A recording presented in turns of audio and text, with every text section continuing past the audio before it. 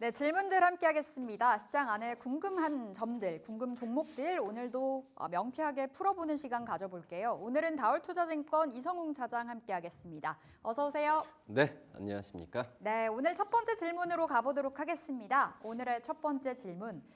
많은 분들이 오늘 개장하고 좀 많이 놀라셨을 텐데 화장품주 그 안에서 잉글우드랩 초대형 악재 떠 있네요. 들어오기 직전에 봤는데 한 20%의 급락까지 연출이 되고 있더라고요. 세 가지 포인트 열어보겠습니다.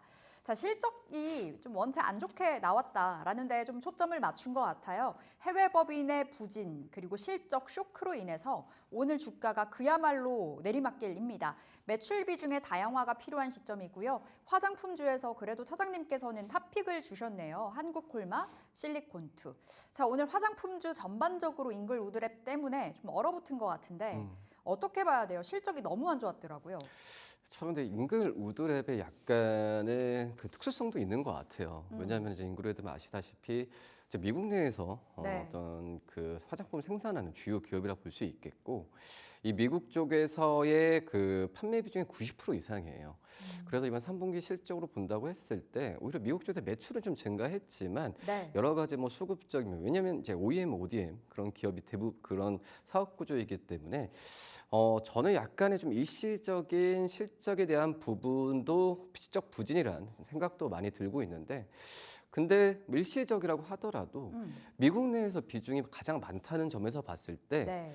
뭐 이쪽에서의 한 번쯤 삐끗했을 때 이건 어떤 이 산업 어떤 이 그 상장사도 마찬가지지만 한 곳에 또 이제 하나의 어떤 이 매출에 대한 의존도가 높게 됐을 때는 이런 좀 악재가 나오는 상황이라고 좀 볼 수 있겠고요.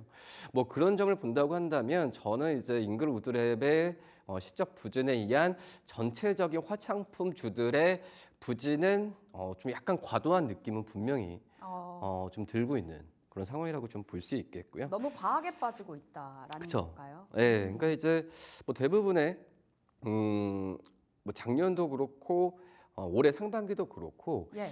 이 아모레퍼시픽과 LG생활건강의 어떤 실적이 안 좋았고 주가가 안 좋았던, 그러니까 중소형 이런 인디 브랜드 기업들 대비해서 안 좋았던 이유가 이 중국 비중이 굉장히 높다는 거거든요. 네. 그러니까 이쪽에서도 이제 그 LG생활건강도 그렇고 아모레퍼시픽도 중국의 오프라인 의존도를 좀 벗어나면서 국가를 좀 다양화하는 부분을 좀 노력을 하고 있지만 실질적으로 뭐 그 부분이 쉽진 않죠. 네. 어떤 이제 인디 브랜드처럼 전체적인 아예 그 기반을 여러 국가로 했을 건 모르겠지만 이 부분을 계속 바꾸는 부분은 좀 시간이 걸리는 그런 상황이라고 좀 볼 수 있겠고요. 그렇기 때문에 아모레퍼시픽도 그렇고 LG생활건강 이런 대형 이 화장품 기업들 같은 경우에도 노력은 하고 있지만 실적이 언제 개선될지 부분은 역시 중국 쪽에서의 어떤 소비 진작 예. 그리고 중국 경기 부양책 이런 부분에 있어서 실적이 좋아지는 부분은 계속해서 지켜봐야 되는 상황이거든요. 그래서 마찬가지인 것 같아요. 잉그로드랩도 우선 미국 쪽에서의 비중이 굉장히 높았다는 점에서 봤을 때 뭐 여러 부자재 수급이나 이런 부분에 있어서 이 일시적인 실적에 대한 부진은 인정을 하지만 이 부분은 항상 고쳐야 되는 게 맞다라고 좀 생각이 좀 되고 있거든요.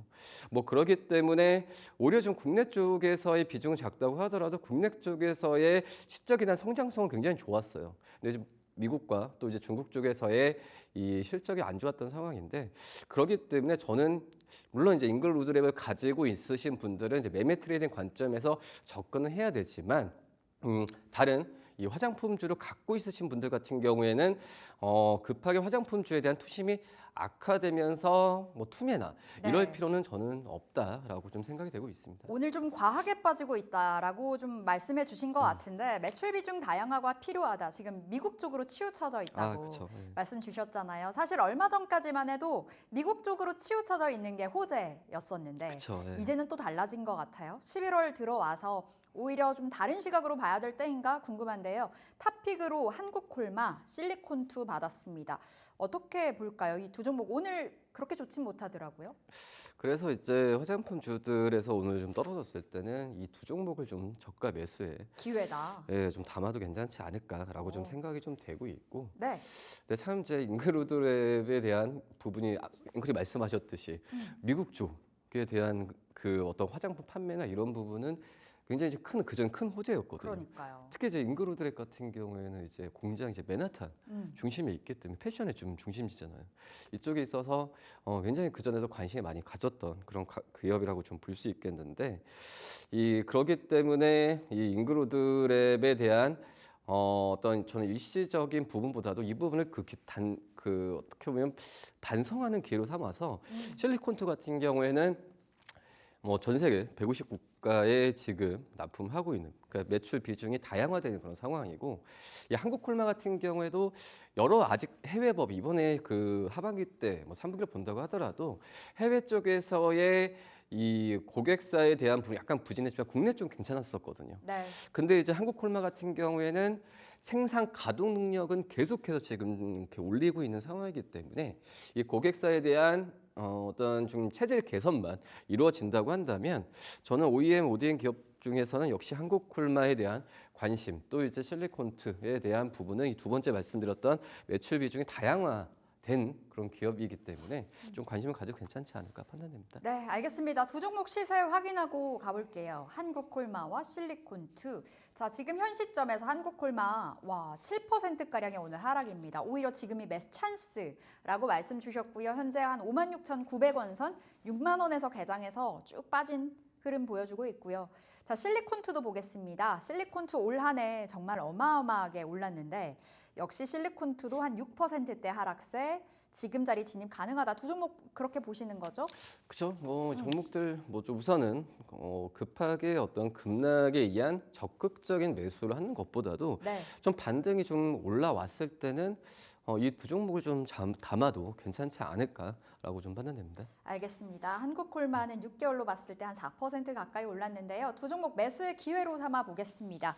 자, 두 번째 질문으로 넘어가 보겠습니다. 자, 두 번째도 정말 핫한 아이템 들고 와 봤는데요. 알테오젠 ADC도 뚫었다 올라와 있습니다. 자, 일본 제약사 기술 이전 소식이 있었잖아요. 알테오젠이 48만 원을 돌파해서 오늘도 또 추가 상승을 이어가고 있습니다. 세 가지 포인트 잡아볼게요. 자, 알테오젠 일본 제약사의 4천억 원 규모의 기술 수출 SC 관련해서 플랫폼 기술 이전 소식이 있었고요. R&D 비용 증가는 부담인데 분할 매수 관점은 유효하다. 차장님께서 알테오젠 굉장히 좋게 보셨고 네.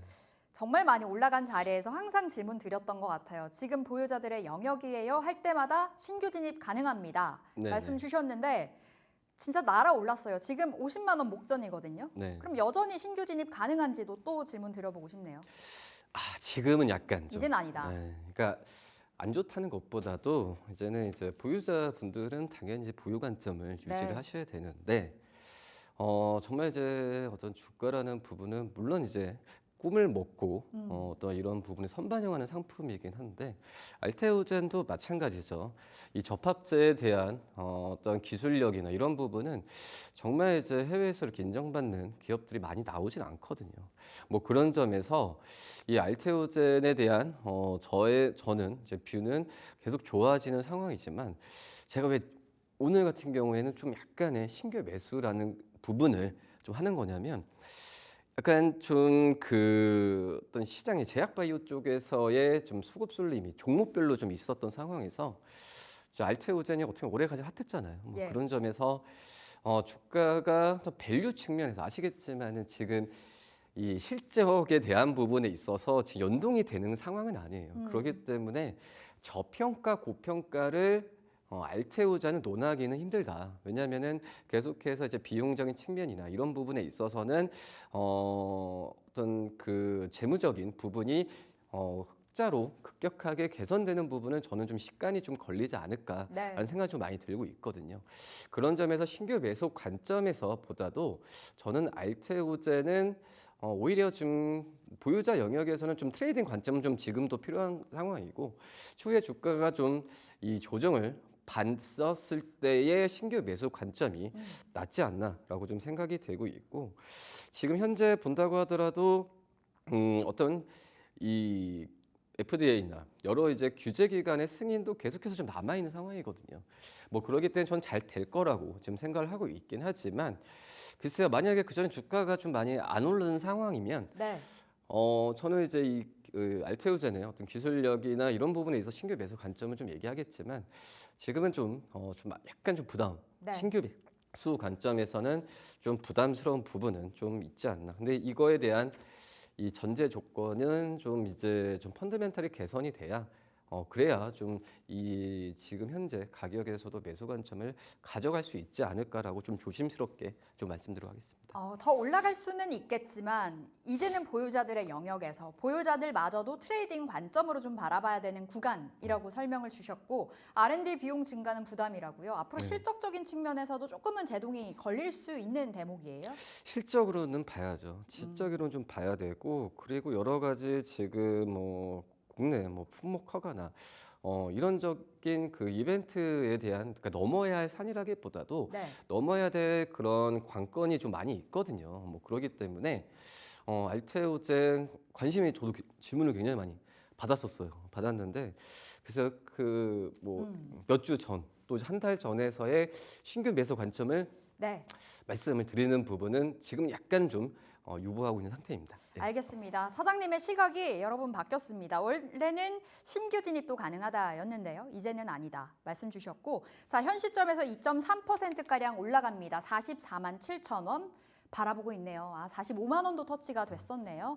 3개월로 봤을 때는 47% 올랐고 6개월로 봤을 때는 알테오젠이 171% 올랐고 52주로 볼 수 있을까요?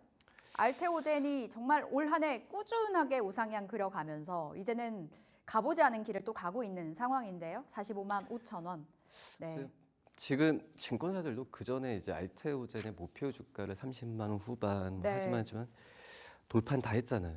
앵커님께서 이 자리에 맞아요. 들어가실 수 있으실 거예요. 이 자리는 좀 어려울 것 같아요. 그래서 증권사들 같은 경우에 이제 목표 주가로 또 추가로 이제 네. 올릴 가능성 있겠죠. 있겠지만은 최근에 이제 증권사들 목표 주가 했었던 30만 후반 40만 원 급격하게 좀 올렸어요. 물론 더 올라갈 가능성도 있긴 하지만 저는 보유자 영역에서만 좀 판단을 하고 나머지 종목들 그러니까 제약바이오 업종에서 종목들을 또 선택하는 전략도 나쁘지 않다라고 좀 생각됩니다. 알겠습니다. 자, 이렇게 두 번째 알테오젠 이슈까지 점검 들어가 봤고요. 세 번째 질문 넘어가 보겠습니다. 자, 세 번째도요. 정말 궁금합니다. 2차 전지 진짜 들어가야 될 때일지 이제는 시각이 바뀌었을지 궁금한데 트럼프보다는 낙폭과대 사실 트럼프 쪽에 키워드 맞춘다면 악재였잖아요. 근데 이제 좀 악재도 아닌 것 같아요. 테슬라가 계속해서 질주를 해주고 있기 때문에 2차 전지 좀 다른 시각으로 볼 수 있지 않을까 싶은데요. 세 가지 포인트 잡아보겠습니다. 자, 일단은 LG 에너지 솔루션 관련해서 호재가 쏟아지고 있죠. 일단 IRA 폐지가 쉽지 않을 거다. 사실 IRA 폐지 때문에 지금 2차 전지가 가장 큰 두려움에 떨고 있었던 건데 쉽지 않을 거다라는 전망이 나와주고 있고요. 테슬라 사업 비중이 높은 기업들로의 관심 유효하다. 탑픽으로는 LG 엔솔. 간밤 스페이스 X까지도 호재가 전해졌어요. 스페이스 X의 우주선의 배터리 납품할 수도 있다. 아직 사실 무근이다라는 부분까지 체크가 돼 있는 상황인데 탑픽으로는 셀 보시네요. LG 엔솔. 저 좀 2차 전지를 얘기하려면 한 몇 시간이 필요할 그런 그렇죠. 상황이라 볼 수 있겠는데 단기적으로 본다고 하면은 그 말씀하셨듯이 아예 그 미국 대선에 대한 이벤트로 변동성이 좀 나왔던 상황이잖아요. 네. 근데 트럼프 대통령이 IRA 폐지를 그 전에 한 전면 폐지를 아예 공약으로 내세웠어요. 근데 이 부분이 어떻게 흘러갈지는 지켜봐야겠지만 당장 폐지는 좀 힘들 가능성이 커요. 왜냐하면은 트럼프가 그 처음에 대통령 당선됐을 때도 이 오바마 케어 이거에 대한 얘기를 굉장히 좀 했었거든요. 그때 레드웨이브였는데도 폐지가 안 됐잖아요. 안 됐잖아요. 그렇기 때문에 이 IRA 폐지에 대한 부분이 쉽지는 않을 거라고 생각이 되고 있고 또 이제 전기차를 생산하는 그쪽에서의 지역 쪽에서의 공화당 의원들이 쉽게 이거에 대해서 찬성을 할까라는 부분도 저도 좀 의문이거든요. 그렇기 때문에 이 IRA 폐지는 당장은 쉽진 않다. 뭐 중장기적으로는 또 이제 가봐야겠지만 지금 현재는 과도하게 좀 폐지에 대한 우려감으로 주가 떨어졌던 상황에서 네. 좀 지금은 지금 저는 약간의 좀 저가 기술적 반등이란 저가 매수도 느낌은 좀 세긴 하지만 그거에 의한 트럼프 이 대선 당선 전에 주가 희귀하는 과정에 대한 트레이딩 관점도 저는 괜찮다라고 지금 생각이 좀 되고 있고요. 그리고 이제 테슬라 지금 얘기를 많이 하잖아요. 근데 이 테슬라 쪽에서의 뭐 실적이나 어떤 전기차 판매 이런 부분에 있어서 월등하게 높아서 이런 트럼프 대통령의 어떤 후광을 잇는다 이런 건 아니잖아요. 네. 근데 정치적으로 성향이 테슬라 쪽에서의 투자 심리가 모아지는 그런 과정이라고 좀 볼 수 있겠고, 다만 이제 테슬라는 뭐 자율주행, 또 말씀하셨듯이 스페이스 X에 대한 공약 때문에 글로벌적으로 좀 관심을 많이 받는 거지, 전기차 쪽에서의 펀더멘탈에 대한 개선에 대한 부분으로 테슬라가 지금 올라간다라고 보기에는 좀 힘들다라고 말씀을 드릴 수 있다라고 좀 말씀드립니다. 네. 그래서 제가 봤을 네. 때는 그래서 지금 이 테슬라 쪽에서의 지금 우리나라 기업들의 지금 주가가 좀 많이 올라가고 있는 상황인데, 테슬라는 대부분 우리나라 기업들 LG엔솔루션 4860, 삼성 S대 4860 전부 다 지금 납품을 하고 있고, 그리고 우리나라 배터리 뭐 소재, 그리고 기계 기업들 같은 경우에도 그 LG엔솔루션, 삼성에서 연관이 있기 때문에 테슬라와 연관이 아예 없는 기업들은 많이 없어요. 하지만 그래도 지금 가장 중요한 부분이 어떤 소재나 네. 이쪽보다도 저는 이 셀 기업들을 1차적으로 봐야 된다는 게 말씀을 드리고, 그렇기 때문에 여러 우주항공 쪽 엔진도 여러 가지 호재가 걸려 있는 LG엔솔루션이 저는 좀 가장 지금 들어가기 적합하지 않나라고 판단됩니다. 네, 탑픽으로 LG 엔솔 받았습니다. 지금 현재 시점에서의 시세 확인해 볼게요. 원체 좋게 흘러가고 있는 LG 엔솔 지난 금요일에도 3% 올랐는데 오늘 정말 강합니다. 6%의 추가적인 시세가 연출되면서 어느새 42만 원 선, 지금 장 초반에 43만 원까지 터치가 된 모습. 그럼 사장님 좋게 보신다고 하셨으니 지금 자리에서 목표 주가 설정 어디가 괜찮나요? 뭐 증권사들은 계속 올릴 것 같아요. LG엔솔의 목표 주가를 40만 원 중반, 후반 뭐 계속 얘기 나오고 있는 상황인데, 네. 뭐 길게 본다고 한다면 저는 정말 들어가기 참 좋은 자리인 것 같더라고 생각이 되고 있거든요. 다만 이제 그 전에 어떤 LG엔솔루션이 오늘처럼 이렇게 좀 그 반등세를 네. 유지를 하는 부분이 그 전에 좀 많이 막혔었어요. 이게 대선이라는 그런 이슈가 좀 있어가지고. 근데 이제 저는 대선에 대한 부분이 2차 전지 쪽으로의 악재라기보다도 이벤트가, 대선이 끝났잖아요. 이벤트 소멸 관점에서 이 주가가 가벼워질 가능성도 있다라고 판단되거든요. 그렇기 때문에 물론 이제 밑꼬리를 달긴 했지만, 네. 지금 이제 관점에서는 저는 지금 40만 원 중반까지 47만 원, 8만 원까지도 가능성이 있다라고 판단됩니다. 좀 중장기적인 관점으로는 48만 원 뭐도 가능하다. 그 이상도 가능할 텐데 1차적인 걸 말씀을 드릴게요. 네, 알겠습니다. 1차적인 목표가로는 48만 원도 괜찮다.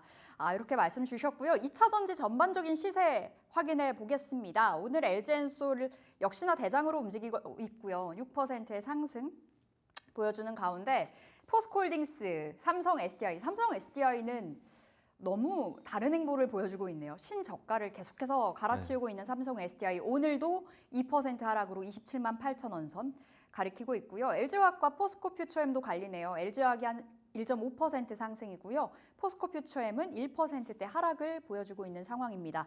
자, 다음 보실게요. 다음 2차 전지 오늘 에코프로 BM과 에코프로 그룹주들은 녹록지 않습니다. 한 1%, 2% 하락세고요. 고려아연은 또 다른 시각으로 볼 필요도 있겠지만 등락률로 봤을 때는 7% 하락이고요. SK이노베이션은 2% 하락을 보여주고 있습니다. 좀 전반적으로 뭐 다 같이 가는 건 아니고 혼조 양상이 뚜렷한 2차 전지 오늘 세 번째 질문들로 체크해 봤습니다. 자, 오늘 질문들 여기서 인사드려 볼게요. 다울투자증권 이정웅 차장 함께했습니다. 말씀 고맙습니다. 네, 감사합니다.